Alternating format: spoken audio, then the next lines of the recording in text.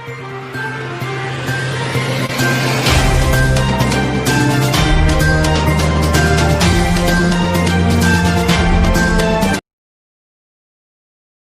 اللہ الرحمن الرحیم۔ السلام علیکم ویئرز، میں مشتاق کھرل، اور اس وقت ہم جس شخصیت کے ساتھ موجود ہیں وہ اس وقت اردو ادب کے ایک لیونگ لیجنڈ ہیں، جناب افتخار عارف صاحب۔ جہاں تک میں نے یونیورسٹی آف سرگودا کے سلیبس میں ایز اے طالب علم پڑھا، جو مجھے یاد ہے، تو ایک مختصر سا میں تعارف دینا چاہوں گا کہ آپ پاکستان اکیڈمی آف لیٹرز کے ڈائریکٹر جنرل اور چیئرمین کے عہدے پر بھی رہے، اور اس کے علاوہ ریڈیو پاکستان سے منسلک رہے۔ کئی کتابوں کے مصنف ہیں۔ چند کتابیں مجھے اب تک یاد ہیں، جس طرح 12th مین ہے، اس کے علاوہ حرف باریاب، نیم دو مہر، علم شہر علم کے دروازے پر، ایک مکالمہ کی صورت میں ان کی ایک خوبصورت بک ہے۔ میں سمجھتا ہوں کہ علامہ اقبال کے بعد اگر کسی شاعر نے روایت اور تہذیب کے حوالے سے شاعری کو زندہ رکھا تو وہ افتخار عارف صاحب ہیں۔ تو بہت شکریہ سر، آپ نے وقت دیا۔ مہربانی مختصر سے آپ سے گفتگو کرنا چاہیں گے۔ پہلے تو کل جس طرح تعزیتی ریفرنس میں بھی موجود تھا، علی یاسر کی اچانک وفات کے حوالے سے ایک بات ہمیشہ میرے ذہن میں آتی ہے کہ ٹی ایس ایلیٹ جس طرح کہہ گئے تھے کہ دور آئے گا کہ ہم لوگ زندہ شاعروں کی قدر نہیں کریں گے، ان کو ایک عظیم مقام حاصل کرنے کے لیے مرنا پڑے گا۔ کیا اس بارے میں آپ کا کیا کہنا ہے؟ دیکھیے، بہت سی باتیں ہیں جس کے ہمارے ہاں جو اس طرح کی باتیں کی جاتی ہیں اس کے حق میں بھی بہت سی دلیلیں دی جا سکتی ہیں، اور اس کے خلاف بھی بہت سی دلیلیں دی جا سکتی ہیں۔ ہم میر کو، غالب کو، سودا کو، انیس کو جانتے ہیں، اقبال کو جانتے ہیں، فیض کو جانتے ہیں، راشد کو جانتے ہیں۔ یہ سب لوگ اپنی زندگی میں بھی بہت اہم تھے اور جانے پہچانے جاتے تھے، اور اپنے انتقال کے بعد بھی جانے پہچانے جاتے ہیں۔ خود ٹی ایس ایلیٹ جو ہے وہ اپنے زمانے میں بھی اتنے بڑے بڑے شاعروں کی دنیا میں موجودگی کے باوجود وہ جانا جاتا تھا اور پہچانا جاتا تھا۔ تو یہ تو ہے۔ اب ظاہر ہے کہ جیسے غالب ہے، اب مثلا اندلیب گلشن نافیدہ ہوں، یا یہ کہ اقبال کے میری نوائے پریشاں کو شاعری نہ سمجھ مگر، یہ سب لوگ اپنے زمانے میں بہت ممتاز اور جانے جاتے تھے۔ اب یہ جو آپ نے دوسری بات یہ کہی کہ اب جیسے علی یاسر کا تذکرہ کیا، وہ نوجوان تھے، 44 برس انہوں نے عمر پائی۔ جیسے مثلا پروین تھیں، اب پروین شاکر کا میں نے ذکر کیا تھا کہ وہ بھی جو تھی وہ ایک کم عمر میں ان کا انتقال ہوا، لیکن ان کی شہرت اور ان کی جو شاعری میں قد و قامت ہے اس کا ایک زمانہ معترف ہے۔ اسی طریقے سے جو اپنی منزل میں اس کا ایک مقام و مرتبہ ہے۔ اسی طریقے سے علی یاسر کی 2 کتابیں ابھی تک شعر کی سامنے آئیں، اور جو دونوں شاعری کے مجموعے جو ہیں وہ لوگوں نے پسند کیے، اور اس پر ارادہ ایک کا عنوان تھا اور دوسرا غزل بتائے گی۔ یہ دونوں کتابیں جو ہیں وہ جو ہماری نئی شاعری ہے اس میں اس کو شوق سے پڑھا جاتا ہے اور لوگ اس کو سراہتے بھی تھے۔ اب یہ جو اس کا پی ایچ ڈی کا کام ہے، جو تصور فنا و بقا وغیرہ، یہ جب اشاعت کی منزل سے گزرے گا اور نظر آئے گا تو پھر اس پہ گفتگو ہوگی۔ مگر وہ بہت ہی فعال شاعر کے طور پر، میں جب اکیڈمی ادبیات پاکستان کا چیئرمین تھا تو میں نے ان کو منتخب کیا تھا بحیثیت ایک افسر کے، اور اس وقت ان کی بہت کم عمر تھی، اور میں نے ان کے یعنی میں بھی نہیں، بورڈ تھا پورا، اور ہم سب نے ان کو جو منتخب کیا تو ان کی لیاقت اور صلاحیت کے اعتراف اور ان کے علمی پس منظر کے اعتراف میں۔ تو یہ بھی ہوتا ہے۔ بعض اوقات ایسا ہوتا ہے کہ زمانہ تیز ہے بہت، اور اس میں اس قدر تیز ہے کہ بہت مشکل سے کسی ایک جگہ ابھی نظر ٹھہرتی ہے کہ منظر بدل جاتا ہے. اچھا، اور میں نے آج کسی کو میں مشورہ دے رہا تھا کہ جو فیس بک پر آپ تحریر آپ کی نظر آتی ہے تو اس میں بھی کوئی حرج نہیں ہے، اس لیے کہ فوری طور پہ آپ کو ہزاروں لوگ فوراً فیڈ بیک مل جاتا ہے، فوراً اس کا رد عمل ظاہر کر دیتے ہیں، مگر پلک جھپکتے ہی وہ نظر سے بھی اوجھل ہو جاتا ہے پیغام یا میسج یا وہ تحریر، اور ذہن سے بھی محو ہو جاتا ہے، اگلے لمحے کوئی اور میسج آ جاتا ہے. تو اس کا اچھا اب کیا ہے کہ بعض چیزیں ہوتی ہیں جو ناگزیر ہوتی ہیں. جب ٹی وی آیا تھا تو یہ خیال تھا کہ ریڈیو ختم ہو جائے گا، لیکن ریڈیو ختم نہیں ہوا، ریڈیو بھی چلا اور ٹی وی بھی چلا. اب پہلے ایک چینل تھا، اب 100 چینل ہو گئے. تو اب یہ موبائل آ گیا مثلا. اب دیکھیے موبائل کے آنے کے بعد سے گھڑی کی ضرورت ختم ہو گئی، کیمرے کی ضرورت ختم ہو گئی، کیلنڈر کی ضرورت ختم ہو گئی، ڈائری کی ضرورت ختم ہو گئی، سب چیزیں یعنی خط کی ضرورت ختم ہو گئی. ہم بچوں کو سالگرہ پر بات کرنا چاہتے ہیں، ہم روزانہ ان سے سامنے گھر میں وہ لگا لیتے ہیں اور وہ اسکائپ پہ چل رہا ہوتا ہے اور وہ بچے ادھر ادھر ابو ہم آج یہ لائے تھے، آج ہم اسکول میں ہم نے یہ کیا، اور وہ کمرے میں گھوم رہے ہوتے ہیں، دکھا رہے ہوتے ہیں اور ہم دیکھ رہے ہوتے ہیں. تو اب یہ سب چیزیں جو ہیں، یہ جو نئی تبدیلیاں ہیں، تیز رفتار تبدیلیاں ہیں، ان سے کس حد تک انسان متاثر ہوگا، کیسے اس کے رویوں میں تبدیلی آئے گی، کیسے ممکن ہے کہ تبدیلی نہیں آئے گی، لیکن اچھی تبدیلیاں بھی ہوں گی، یا جنہیں ہم اچھا سمجھتے ہوں گے وہ تبدیلیاں بھی ہوں گی، اور جنہیں ہم ناپسند کرتے ہوں گے وہ. اب روزانہ ہم دیکھتے ہیں کہ مجھے ناگوار گزرتا ہے کہ جیسے ہم بات کر لیتے ہیں جیسے ٹیلی فون پر تو خط کی گنجائش نہیں ہوتی. ہماری والدہ تھی، انہوں نے ہمارے بچپن سے خطوں کو محفوظ کیا ہوا تھا، اور انہوں نے ہماری والدہ نے ہمارے انتقال کے وقت ہماری بیٹی کو وہ خط فراہم کیا کہ بھائی تمہارے ابو نے یہ خط ہمیں لکھے تھے. لیکن میری بیٹی کے پاس تو کوئی خط نہیں ہے جو میں نے اس کو لکھا. اب یہ وہ چیزیں ہیں کہ جو آپ کو یاد ہوگا کہ آپ کے اور ہمارے بچپن میں جو نصابی کتابیں ہوتی تھیں اس میں انگریزی کے اس میں بعض خطوط بھی ہوتے تھے جو ہمیں پڑھائے جاتے تھے کہ دیکھیے یہ کسی نے اپنے بیٹے کو لکھا ہے یا کسی نے اپنے استاد کو لکھا ہے، تو وہ خط بھی پڑھائے جاتے تھے. خطوط غالب تو 9th کے سلیبس میں بالکل ایسے ہی تھا. اب ایسا نہیں ہوتا، اس لیے کہ اب کوئی لکھ ہی نہیں رہا. دیکھیے، اور دوسری یہ کہ ہمارے کلاس میں مثلا 12 14 18 20 میں نے جب ایم اے کیا تھا تو میرے کلاس میں کوئی بمشکل 30 بچے ہوں گے. اب تو سینکڑوں کی تعداد میں بچے ہوتے ہیں ایم اے میں، اور اس میں کوئی ہمارے زمانے میں میں نے فلاسفی آف ہسٹری میں جب میں کر رہا تھا تو 15-20 لڑکے ہوتے تھے اور وغیرہ وغیرہ. تو چیزیں بدل رہی ہیں تو وہ بدلیں گی ضرور. اچھا، آپ ایک بڑا اسٹرائکنگ صاحب کا ایک سینٹینس میری نظر سے گزرا. آپ نے کہا کہ شاعری ایک کوئی اداکاری نہیں، شاعری ہی اصل زندگی کا حسن ہے. جی، میں یہ کہتا ہوں کہ جو تفریح نہیں ہے، تفریح ایک اس کا جز ہے. یعنی کسی وقت آپ انبساط اس سے لطف لیتے ہیں.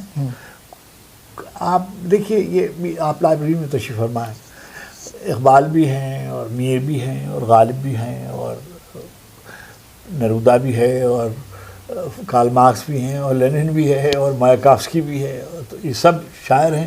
یہ سب ایک طرح کے شاعر نہیں ہیں. کبھی ایسا ہوتا ہے کہ آپ اقبال کو پڑھ رہے ہوتے ہیں، کبھی آپ رومی کو پڑھ رہے ہوتے ہیں، حافظ کو پڑھ رہے ہوتے ہیں، سعدی کو پڑھ رہے ہوتے ہیں، فردوسی کو پڑھ رہے. تو سب طرح کے شاعر.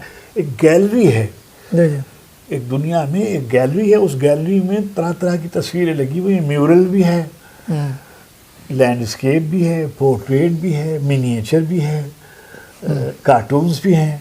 تو گیلری اسی طریقے سے جیسے زندگی ہے، زندگی میں 100 طرح کے لوگ ہوتے ہیں، اسی طریقے سے شاعری میں 100 طرح کے شاعر ہوتے ہیں. لیکن میرا ایک ہمیشہ سے ایک اصول ہے، یعنی میرا نظریہ ہے کہ یہ فلرٹ نہیں ہے، یہ کل وقتی کام ہے. یہ نہیں ہے کہ میں یہ کاروبار کر لوں گا اور پھر میں شعر کہہ لوں گا، اور میں یہ کر لوں گا اور پھر میں افسانہ لکھ لوں گا. نہیں، یہ کل وقتی کام ہے. اس سے آپ ایک اور بات بھی میں کہتا تھا، وہ کہتا ہوں کہ اگر آپ طالب علم رہے ہوں گے تو 100 گز کی دوڑ ہوتی ہے، 400 گز کی دوڑ ہوتی ہے، 440 گز کی اور مائلز کی. تو یہ جو ادب ہے، شاعری جو ہے، یہ ایک پوری زندگی کی دوڑ ہے، میراتھن ریس ہے، لمبی دوڑ ہے. یہ نہیں ہے کہ نہ آپ نے ایک نظم ممکن ہے بہت اچھی لکھ لی ہو، ایک افسانہ بہت اچھا لکھ لیا ہو، مگر نہیں، تمام عمر آپ کو محنت کرنی پڑتی. دوسری جو اہم بات ہے، فیض صاحب نے ایک جگہ لکھا کہ شاعری کے لیے 3 چیزیں ضروری ہیں. انہوں نے کہا کہ بھائی پہلے تو یہ کہ مطالعہ ہونا چاہیے، پھر یہ کہ مشاہدہ ہونا چاہیے، پھر یہ کہ مجاہدہ ہونا چاہیے، یعنی مشقت، ریاض، مشق. بالکل صحیح. مگر میں یہ کہتا ہوں کہ توفیق بھی ہونی چاہیے، قدرت، توفیق اللہ کی طرف سے. بالکل صحیح. پھر محنت، اور جیسے کہ ایلیٹ نے کہا کہ 99% محنت توفیق ہوتی ہے. اس نے سنیل گواسکر نے کہا کہ اچھے کرکٹر کے لیے 3 ٹی ضروری ہیں: ٹیلنٹ، ٹیمپرامنٹ، ٹیکنیک. یہ 3 چیزیں ہوں گی تو اچھا کرکٹر ہوگا. اگر ٹیلنٹ نہیں ہے آپ کا تو آپ کچھ بھی کر لیجیے، آپ اچھے کرکٹر نہیں ہو سکتے. اچھا ٹیلنٹ ہے، اگر آپ نے ٹیکنیک نہیں سیکھی تب بھی آپ اچھے کرکٹر نہیں ہو سکتے. اور اگر آپ کا ٹیمپرامنٹ میچ کا نہیں ہے تب بھی آپ تو گویا یہ سب چیزیں ہوتی. مگر یہ نہیں ہے کہ آپ سب انتظار کرتے رہیں. آپ اللہ کی طرف سے، میں بار بار یہ کہتا رہتا ہوں اپنے نوجوان دوستوں کو کہ آپ اپنے آپ کو ضائع نہ کریں. فرض کیجئے آپ کو 1 پاؤنڈ مکھن دیا گیا ہے یا 1 کلو مکھن دیا گیا ہے. اس مکھن کو جو تخلیقی جوہر ہے اس کو آپ 1 سلائس پر استعمال کرتے ہیں، 2 سلائسز پر استعمال کرتے ہیں، 4 ٹوسٹ پہ استعمال کرتے ہیں. آخر میں آپ چھری پھیرتے رہ جائیں گے اگر ضائع کریں گے تو، ہے نہیں؟ یعنی اگر اس کو ضائع کریں گے اور اس کی قدر نہیں کریں گے اور اس میں اضافے کی قوت، جوہر میں اضافہ نہیں کریں گے. اب وہ جوہر کیسے اضافہ ہوتا ہے؟ اللہ سے دعا بھی کرتے ہیں، توفیق کی دعا کرتے ہیں. اور دیکھیے غالب کی شاعری میں سب ملا مل کے اردو میں 2321 شعر ہیں کے قریب، مسترد اور سب ملا کے. لیکن وہ اردو کا سب سے بڑا شاعر تسلیم کیا جاتا ہے. اس کا مطلب یہ ہے کہ اس نے پوری اچھا، اور جو اس کی شاعری کا بہترین حصہ ہے وہ سب وہ ہے جو 25 برس سے پہلے کا لکھا ہوا ہے.